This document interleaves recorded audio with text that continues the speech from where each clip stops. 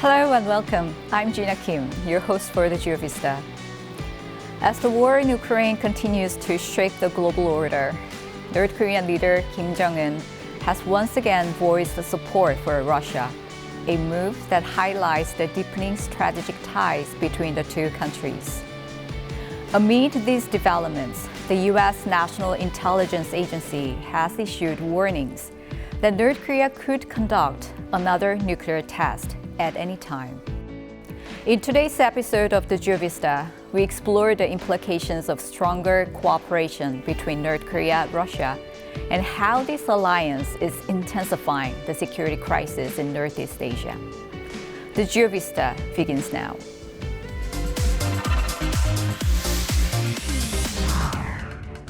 Russia's top security official, Sergei Shoigu, has arrived in North Korea for high-level talks, according to Russian state media.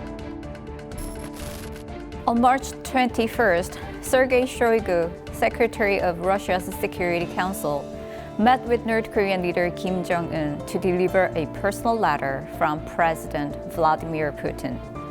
Although the visit to Pyongyang lasted only 2 days, North Korea made the rare move of publicly disclosing the delivery of Putin's important letter, a clear indication of deepening trust between the two countries. The meeting lasted nearly 2 hours, and notably, he referred to the war in Ukraine as Russia's special military operation, reaffirming his unwavering support for Moscow. It was also reported that Kim expressed strong commitment to fully implement the provisions of the new North Korea-Russia treaty signed last June. This statement is widely interpreted as an intention to continue military and economic cooperation even after the war ends. Central to these developments is the Treaty on Comprehensive Strategic Partnership, signed during last year's summit in North Korea. Through this treaty, the two countries effectively elevated their relationship to the level of a military alliance. Most notably, Article 4 states that if either party is subjected to an armed aggression and enters a state of war, the other shall promptly provide military and other forms of assistance in accordance with Article 51 of the UN Charter and the laws of both countries. В стратегическом партнерстве. Там есть статья 4. И мы нисколько никогда не сомневались, что северокорейское руководство относится к нашим договоренностям серьезно. Earlier last month, North Korea announced that Kim Jong-un had inspected the construction site of a nuclear-powered submarine, marking the regime's first public acknowledgement of developing such a vessel. Nuclear-powered submarines are propelled by compact onboard reactors, allowing them to remain submerged for extended periods and launch stealthy nuclear strikes, earning them the nickname the ultimate nuclear weapon. For North Korea, developing such a submarine could allow it to cross the Pacific undetected and potentially launch a nuclear strike on the U.S. mainland before American forces could detect it, making it a so-called game-changing weapon system. Notably, the timing of this announcement coincided with the start of joint South Korea-U.S. military drills, prompting speculation that it was a message aimed squarely at President Donald Trump. While appearing as a strategic move to escalate threats against the U.S., it also poses a grave security threat to the Korean peninsula, as it suggests North Korean submarines could infiltrate regional waters with minimal resistance. Given that North Korea has never publicly demonstrated key technologies for a nuclear-powered submarine, such as small reactor production, reactor safety management, low-noise propulsion, and advanced hull design, some analysts speculate that assistance from Russia, which has decades of experience in nuclear reactor engineering, may have been a critical factor. Currently, only 6 countries operate nuclear-powered submarines: the United States, the United Kingdom, France, Russia, China, and India. Given the observable progress in hull assembly, experts warn that if Russian support continues, North Korea's large-scale nuclear submarine threat could materialize within just a few years. With speculation growing that President Trump may pivot to nuclear negotiations with North Korea after brokering a ceasefire agreement in Ukraine, deepening ties between Pyongyang and Moscow are poised to further complicate security dynamics in Northeast Asia. While Russia cannot completely rule out covert technical support or indirect cooperation with North Korea, given its obligations under the NPT framework, concerns over nuclear imbalance in Asia, and the potential diplomatic friction that could arise in future efforts to improve ties with the U.S., this is an issue Russia is likely to approach with great caution. Meanwhile, the U.S. National Intelligence Agency recently warned that North Korea is prepared to conduct another nuclear test at any time. It also predicted that intercontinental ballistic missile launches would likely continue as a way to strengthen North Korea's leverage in future negotiations. North Korea is probably prepared to conduct another nuclear test on short notice and continues to flight test its ICBMs to demonstrate their increasing capabilities as leverage in future negotiations. The annual intelligence report also analyzed that Chairman Kim has no intention of giving up nuclear weapons through negotiations. To bolster North Korea's leverage and stature, defend its regime, and achieve at least tacit recognition as a nuclear weapons power. The report noted that Russia, having received support from North Korea during the war in Ukraine, is now backing Kim's ambitions to solidify its status as a nuclear-armed state, explicitly stating that Moscow is increasingly supportive of North Korea's nuclear program. It also predicted that even after the war in Ukraine ends, the close ties among North Korea, Russia, China, and Iran are unlikely to return to their pre-war conditions. As military cooperation between North Korea and Russia raises the prospect of expanding into technological partnerships, concerns are mounting that these could pose a concrete and serious threat to security in Northeast Asia. With the crisis surrounding the Korean Peninsula becoming more complex and pressing, it is time to ask how we should respond to the shifting dynamics driven by closer North Korea-Russia ties. Careful diplomacy and a robust security strategy have never been more crucial.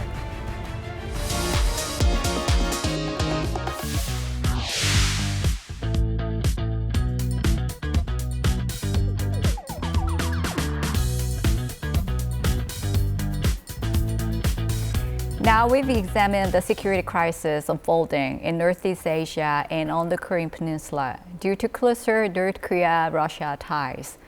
Let's take a step further and explore what the future may hold for the North Korea-Russia relationship, as well as the direction of North Korea's ties with China and the United States.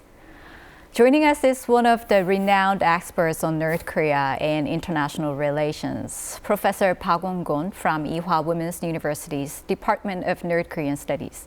Welcome to the studio. Well, I'm extremely glad to be here with you.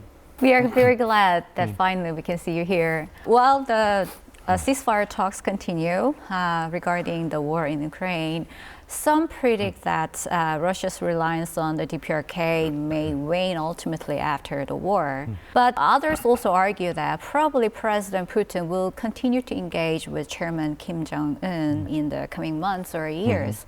How do you see the future of the two relations? Well, there are two very contrasting kind of speculation about the future of the North Korea and Russia relations. And you just mentioned that first one is that they are going to continue to have this close cooperation with each other. Of course, from the Russians' point of view, even though it would end the war in Ukraine, and Russia still remained in some kind of isolate from the world scene. Especially, I don't think Russia can have any meaningful exchange with European country.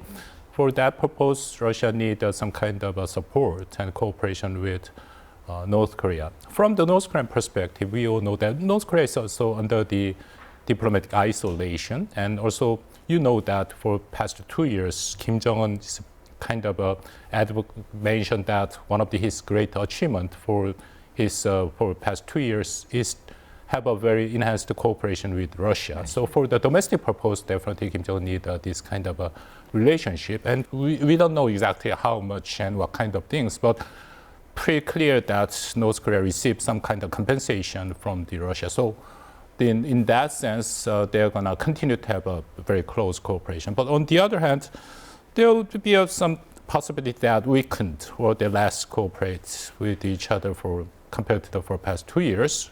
And especially, I'm kind of quite interestingly follow the path of the President Trump's kind of engagement with Russia.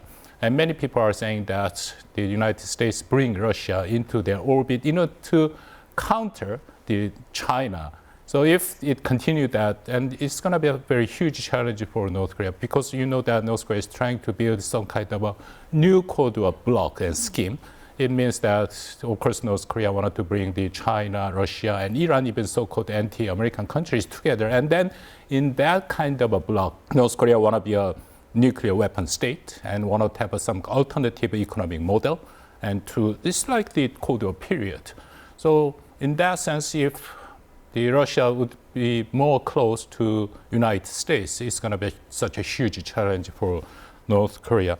And the other thing is that economically, we all know that from North Korea's perspective, Russia is not the compatible partner, because what the North Korea need at this moment is the technology, investment, and market. But Russia is not enough to bring this kind of a need and necessity for the North Korea. So we are going to see, but it's going to be a quite tough time between these two countries in terms of their relations. I'm kind of wondering how you perceive the future of these two countries' relationship. Well, actually, the critical question that I have in mind is whether these ties has been driven by shared interests and shared values with a common identity, or is it driven by a pragmatic opportunism? Well, if North Korea is opportunistic and trying to have a bandwagoning in order to have some profit out of it, this relationship may change in the coming months or years. And obviously, the trade between energy assistance and military assistance to Russia may be beneficial for both of them. And they don't care much about the reputational cost when it comes to military cooperation, because the Ukraine war actually has been continuing. But after the Ukraine crisis, the trigger is gone, because the Ukraine crisis created an opportunity for both of them to try something new. But Russia has continuously expressed its intention to re-engage with South Korea. And previously, Russia also supported UN Security Council resolutions on imposing pressure on North Korea. So we can expect that North Korea-Russia relationship may go back before the situation before the Ukraine crisis. And the cost involved so far has been quite minimal. In order to maintain an alliance between the two countries, there should be some kind of a sunk cost to increase the credibility of their alignment through institutional mechanism. But there has been no joint military exercises, no joint investment in defense industry, and there has been no institutionalized mechanism to provide military support when there is a crisis. So given that very limited cooperation in scale and depth, I think, well, things may change in the future. Definitely agree with that, the speculation. And first thing I want to pay more attention is that the end of the Ukraine-Russian war. And Russia definitely needs some kind of new partner, and South Korea is one of these very strong candidates. Yes. I already mentioned that Russia could not have any meaningful economic exchange with European countries. In other words, Russia could not go to their west, and it means that they have to go to east. Already Putin mentioned that like a new east policy. And probably Siberia and this East Asia region, in order to develop, South Korea is probably one of the very strong candidates for the cooperation. So in that sense, it's going to be another, if it happened, it's going to be another huge challenge for the North Korea. Institutionalized, and that's a very interesting point too. Even though the last year, June, they have a revival of so-called the de facto alliance treaty, but we all know that the two countries' relationship historically is like a marriage of convenience. They do not trust each other. So that's why I think North Korea decided to send the troops to the war in Ukraine in order to, if something happened to the Korean Peninsula, it's going to be a precedent. For example, North Korea can say to Russia that we help you when you have a very difficult position. So it is time to you get back. Come to this Korean Peninsula. So this kind of precedent is far more important than treaty norms and principles in that two countries when we think about the characteristics of these two countries. Yes, you're right on that point. And another major player is China, actually. Well, North Korea is also actively engaging with China recently, reestablishing media presence and also revitalizing construction sites along the border, and also restarted tourism enjoyed by the Chinese. What's behind, actually, North Korea's motive to re-engage with China? Well, we will see whether this is really kind of a starting point to re-engage by the China to North Korea or not. Because I said that we all know that for past almost more than 2 years, the relationship between China and North Korea has been, nothing but deteriorate. So we are seeing many kind of incident and event and evidence. On top of that, the two countries' relations, historically, one more time, they would not trust each other. You know that, especially the most representative case is 1956, the August faction incident. At the time, Soviet and also China's backed factions to criticize Kim Il-sung. Actually, their goal is to step down Kim Il-sung, but Kim Il-sung is successfully counterattack them to purge. But right after purge, and Mao Zedong of China at the time, he pressured on Kim Il-sung to reinstate all the purged people. And after that time, Kim Il-sung has an interview with one of the media. He said that I was pretty much frustrated. And he said, I no longer believe or trust in China. So, and then that's the point. After that point, North Korea announced so-called independent diplomacy. So all those historical things clearly mentioned that these two countries' relationship is not based on the so-called, what they call the blood alliance or the very close and lips and tips and those kind of things. And then also remind me 2023, September, when Kim Jong-un has met Putin in Russia. And Kim Jong-un said that the number one priority for the North Koreans' diplomacy is the relationship with Russia. So my question at the time, then what about China? All those things that put these two countries' relationship, I mean China and North Korea, in a very awkward position. So you are mentioning that very recently that there are some news to try to resume this kind of normal relationship between two countries, but we will see. But one thing pretty clear is that in order to the North Korea, from the North Korean perspective, in order to doing something meaningful for the North Korea, they definitely need the Chinese support. For example, if North Korea finally decide to have a resume negotiation with the United States, and definitely North Korea need some kind of support from China. We have experience in 2018, 2019. And another thing is economically. I just mentioned that China is only one country that can support and supply the markets, investment, and all those things what the North Korea has needed. So for that purpose, the North Korea need to normalize relationship with China. But one thing is China trying to have some kind of distance, not to have a very close cooperation with North Korea, is that because of the North Korea's very close cooperation war in Ukraine, because you know that China is trying to have a good relationship with many of the European countries, but the Ukraine war is the easiest threat to the European country. That's why China is trying not to have a very close cooperation. So if the war would end it, then would be another round. And the very important factor I just mentioned is Sino-US relations. It's getting deteriorate, and we all know that China is trying to bring the North Korea in their orbit, no longer consider North Korea as a liability, rather than instead they are considered as asset. So those kind of dynamic can be resumed in the near future. Yeah, I'm glad that you mentioned the historical case of North Korea shifting side between Russia and China, because that highlights the fact that North Korea values strategic autonomy, right? So North Korea does not want to rely heavily on one single partner. So that's very meaningful. And in my opinion, as you mentioned, North Korea needs economic assistance. And in that regard, China is irreplaceable, right? Russia cannot play such a big role because currently North Korea's reliance on China on economic trade is up to 90%. And when it comes to strategic trade of strategic goods that is contributing to North Korea's WMD program, such as bearing parts, missile parts, and other machinery. Well, all that comes from China, not Russia, right? So considering Russia's limitations in technology, production capability, I think China's role cannot be replaceable.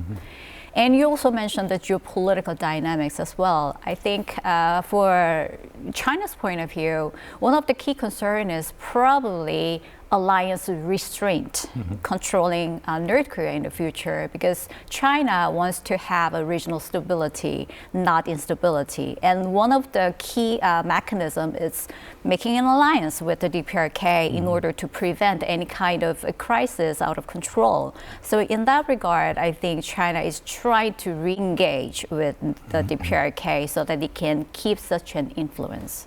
Yes, you are quite right. But at the same time, the relationship between these two countries is a very delicate one. Yeah. I mean, you are right that North Korea definitely needs Chinese support, not only for strategic term, but also economic field too. But at the same time, we are just talking about the historical case.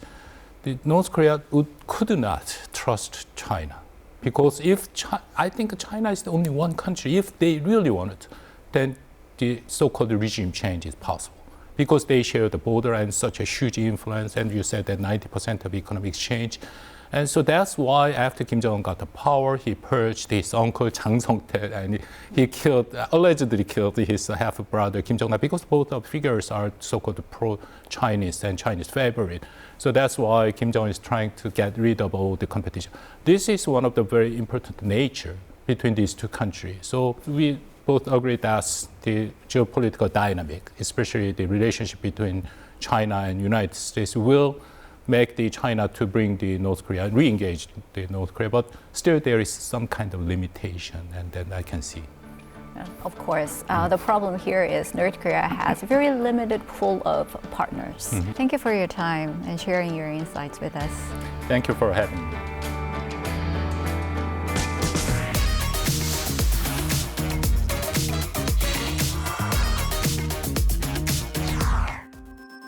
Beyond global headlines, it's time to take a closer look at the layers of the world we often overlook through the lens of powerful images.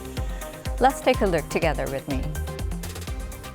On March 25th and 26th, North Korea unveiled an airborne early warning and control aircraft, reportedly modeled after the Russian-made Ilyushin Il-76 transport aircraft. The plane is equipped with a fixed radome, which allows for wide-range surveillance and command functions. Reconnaissance drones and suicide drones were also displayed, drawing attention to North Korea's efforts to enhance its aerial warfare capabilities. Airborne early warning and control aircraft, often referred to as airborne command centers, serve a crucial role by providing real-time monitoring and control of aircraft, ships, and missiles from above. This development appears to be part of North Korea's attempt to overcome its relatively weak ISR, intelligence, surveillance, reconnaissance systems, compared to those of South Korea. Given indications of possible Russian technological assistance, this move raises questions about growing military cooperation between North Korea and Russia and calls for close monitoring of how it could impact the security landscape on the Korean peninsula. On March 22nd, Japan's National Defense Academy held a graduation ceremony in Kanagawa Prefecture. Prime Minister Shigeru Ishiba attended the event and delivered a speech. Recently, Ishiba has faced fierce public backlash over the so-called gift card scandal, in which he distributed gift cards to newly elected lawmakers. Following the controversy, the Prime Minister has reportedly refrained from attending evening events and is staying low-key at the official residence. Ishiba, once known for his clean and rational image that earned trust from centrist voters, now faces a potential leadership crisis. How he navigates this scandal could determine his political future. North Korean boxing star Bang Cheol-mi won a gold medal at the 2025 IBA Women's World Boxing Championships on March 16th. She dominated her Turkish opponent in the final with a 5-0 victory and returned to Pyongyang International Airport with the national team on March 22nd. Historically, North Korea has used sports as a form of diplomatic outreach. This gold medal win could serve as one of the few narratives through which the regime can shape a more positive image of itself on the global stage.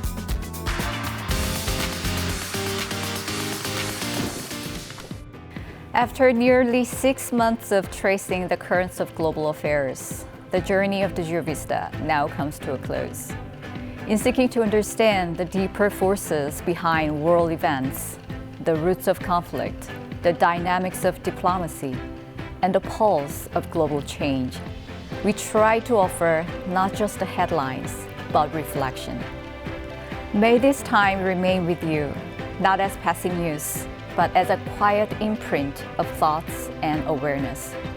If the moment comes again, may we meet once more, where insight and curiosity converge. To all our viewers who have been with us throughout the journey, thank you, truly. This has been Gina Kim for the GEOVISTA.